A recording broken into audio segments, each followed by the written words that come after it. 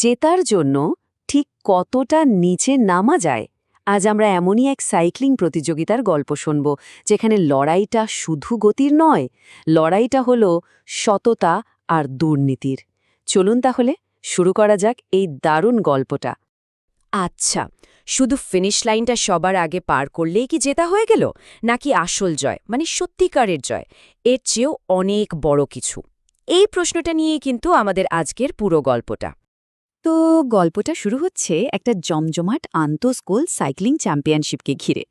আর এই রেসের মূল আকর্ষণ কিন্তু দুজন প্রতিযোগী, যাদের একজনের পথ আর আরেকজনের পথ বলতে গেলে আকাশ পাতাল তফাত। চলুন দেখি তো কেমন ছিল তাদের এই লড়াইয়ের মঞ্চ। এখানে দুজনের পার্থক্যটা একদম পরিষ্কার, তাই না? একদিকে আছে শিবা, বিদ্যাস্কুরের ছাত্র।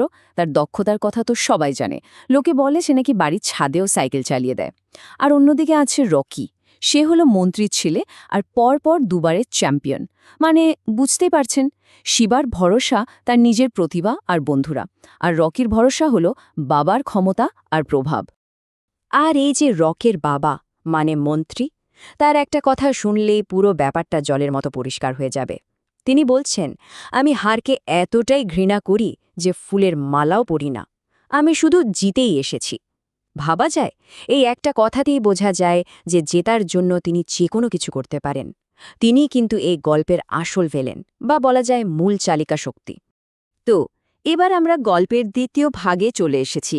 আর এখান থেকে কিন্তু রেসটা আর সাধারণ কোনো গতির লড়াই থাকছে না, এটা আস্তে আস্তে একটা অন্যায় আর প্রতারণার মঞ্চ হয়ে উঠছে। গল্পের আসল টুইস্ট কিন্তু এখান থেকেই শুরু। তো রকির বাবা মানে মন্ত্রী আর তার দুই চামচা মুন্না আর বাবলু মিলে মোট ৩টে বড় সড়ো প্ল্যান করে শিবাকে আটকানোর জন্য। প্রথমে তারা রাস্তায় পেরেক ছড়িয়ে দেয়, তারপর বানর দিয়ে রাস্তা বন্ধ করার চেষ্টা করে, আর শেষে শিবাকে একটা একেবারে পরিকল্পিত ফাঁদে ফেলার চেষ্টা করে। প্রথম বাধাটাই ছিল মারাত্মক। শিবাকে থামানোর জন্য রকির লোকেরা কি করল জানেন?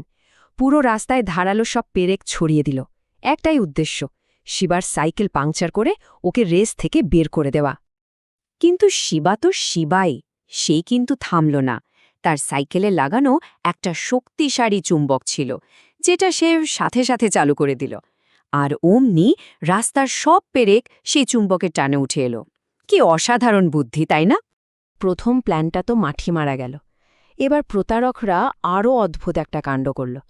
তারা একদল বানরকে রাস্তায় ছেড়ে দিয়ে শিবার পথটা পুরোপুরি আটকে দিল। ভাবুন তো একবার, বানর দিয়ে রাস্তা আটকানো। এখানেও শিবা তার বুদ্ধির জোর দেখাল। তার হঠাৎ মনে পড়ল, বানররা তো মানুষের নকল করে। ব্যাস, আর কি লাগে, সে নাচতে শুরু করে দিল। আর বানরের দলও তার নাচ দেখে বিভ্রান্ত হয়ে রাস্তা ছেড়ে সরে গেল। দারুণ একটা মুহূর্ত ছিল এটা। যখন কিছুতেই কিছু হচ্ছে না, তখন তারা শেষ চেষ্টাটা করল। রকির দল শিবাকে ইচ্ছে করে একটা ভুল পথে পাঠিয়ে দিল, আর সেই পথেই পাতা ছিল একটা ফাঁদ, যাতে শিবাকে রেস থেকে একেবারে ছিটকে দেওয়া যায়। মানে যে কোনো উপায়ে শিবাকে হারাতেই হবে। এবার গল্পের তৃতীয় ভাগ, মানে একেবারে ক্লাইম্যাক্স।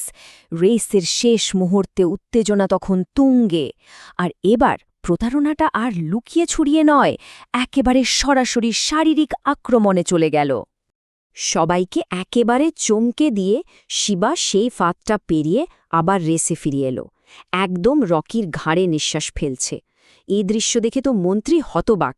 তিনি ভাবতেও পারেননি যে এত কিছুর পরেও শিবা ফিরে আসতে পারে। আর ঠিক তখনই প্রতারণার সব সীমা ছাড়িয়ে গেল। মুন্না আর বাবলু সবার সামনে প্রকাশ্য দিবালোকে শিবাকে ধাক্কা দিয়ে সাইকেল থেকে ফেলে দেওয়ার চেষ্টা করল।